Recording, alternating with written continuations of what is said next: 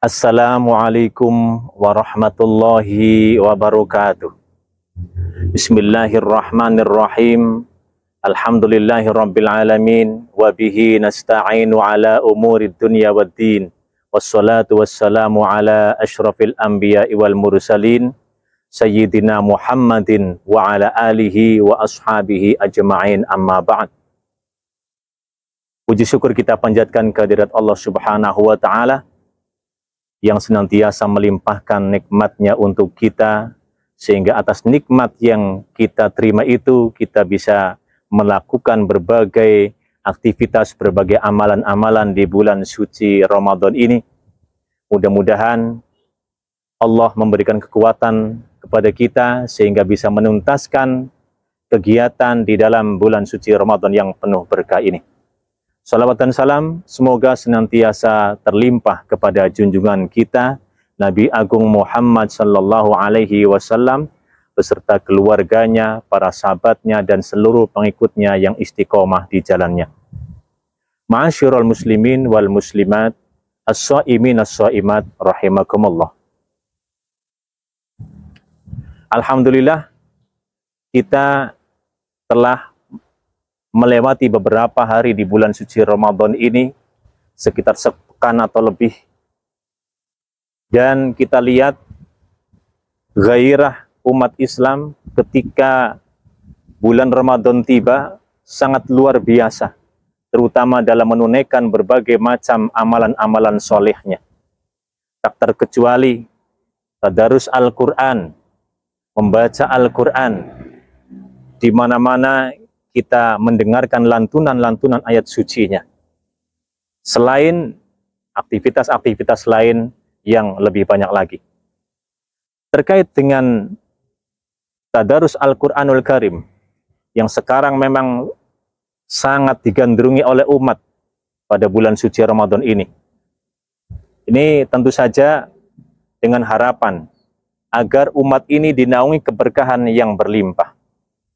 Namun, kiranya patut ada satu hal yang kita renungkan kembali, yakni sisi pendalaman terhadap makna Al-Quranul Karim. Wabil khusus lagi adalah di dalamnya terdapat hal yang sangat vital bagi umat, yakni tentang adanya kepemimpinan di dalam ayat-ayat yang ditadaruskan selama bulan suci Ramadan ini.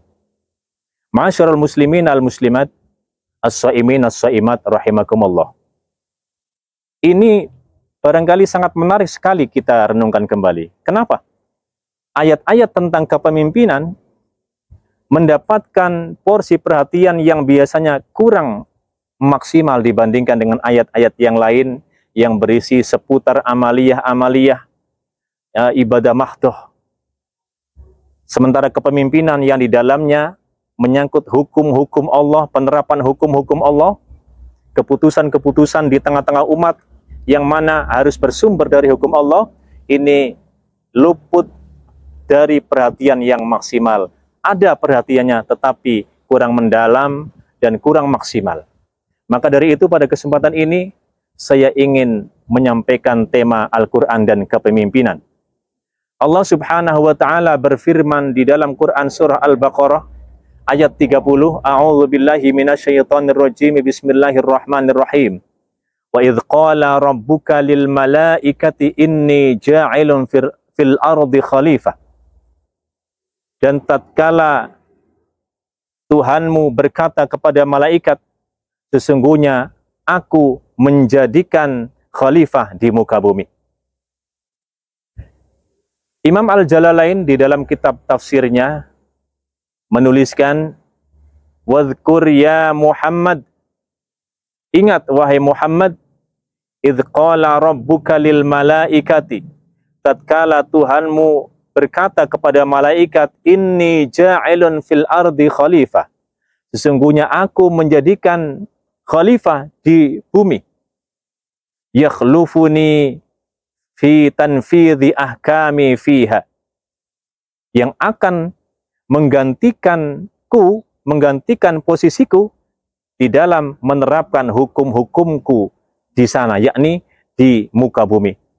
Siapa khalifah yang diciptakan oleh Allah ini? Wa huwa Adam. Dia adalah Adam.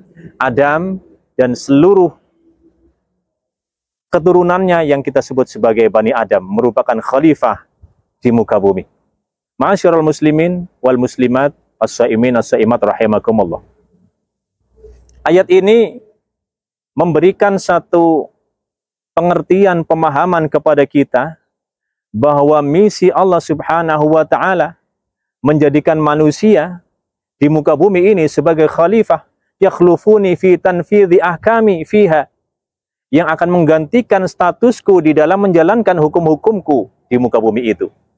Maka kalau kita lihat di era sekarang kekinian, di mana manusia hidup di muka bumi ini ternyata tidak menerapkan hukum-hukum yang Allah turunkan, maka sesungguhnya dia telah menyelisihi, bertolak belakang dari Al-Baqarah ayat 30 ini. Karena apa?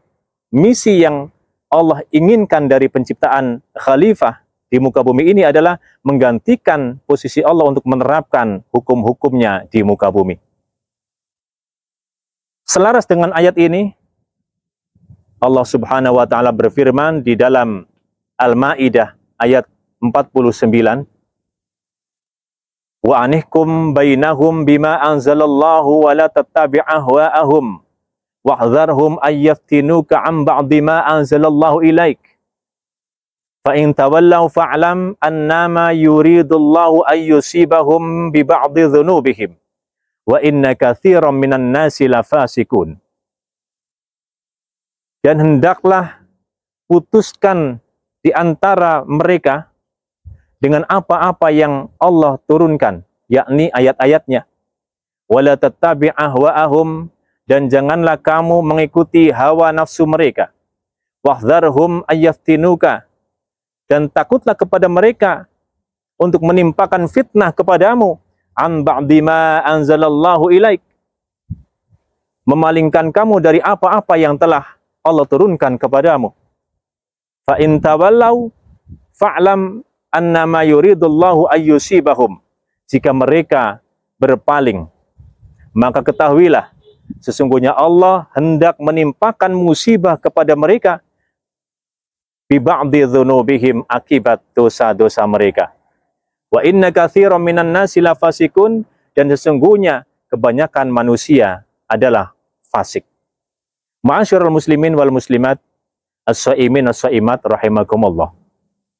Ayat ini selaras dengan Al-Baqarah ayat 30 tadi, di mana Allah memiliki misi penciptaan manusia sebagai khalifah di bumi ini adalah menggantikan posisinya menerapkan hukum-hukumnya di muka bumi. Maka di ayat ini manusia diperintahkan untuk menghukumi segala apa-apa yang terjadi di tengah-tengah mereka, segala urusan-urusan yang ada di antara mereka, yang menyangkut hukum, yang menyangkut perekonomian, yang menyangkut sosial budaya, pendidikan, kesehatan, politik dalam negeri, luar negeri, dan sebagainya, agar berhukum dengan bima anzalallah, dengan apa-apa yang diturunkan oleh Allah Subhanahu wa taala. Dan kemudian diingatkan dalam frasa berikutnya, wala tattabi' ahwa'ahum, dan janganlah kamu mengikuti hawa nafsu mereka. Dan wahdharhum, takutlah kepada mereka, ayyaftinuka, akan menimpakan fitnah kepadamu, an ba'di ma anzalallahu ilaik, sehingga berpaling dari apa-apa yang Allah turunkan kepadamu. Jadi ini ayat memberikan warning agar kita, umat ini, semua hamba-hamba Allah yang beriman ini, jangan mengikuti hawa nafsu mereka, yang mana kecenderungan mereka yang tiada lain adalah manusia kebanyakan, adalah mengikuti hawa nafsu, mengikuti seleranya, tidak mau tunduk kepada syariatnya. Inilah naluri dari kebanyakan manusia. Kemudian di dalam frasa berikutnya ini sekaligus memberi warning kepada kita. Jika berpaling dari apa-apa yang diturunkan Allah, Allah sudah menurunkan hukum-hukumnya. Allah memerintahkan umat manusia untuk melaksanakan hukum-hukumnya. Manusia tidak mau melaksanakan, berpaling, maka Allah akan menimpakan musibah kepada mereka akibat dosa-dosa mereka itu. Yaitu apa? Tidak mau tunduk kepada hukum-hukumnya. Wa inna katsiran minan nasi la fasikun, dan sesungguhnya kebanyakan manusia adalah orang fasik. Ini sekaligus mempertegas kepada kita bahwa jangan mengikuti suara mayoritas, karena mayoritas itu fasik. Barangkali itulah yang bisa saya sampaikan.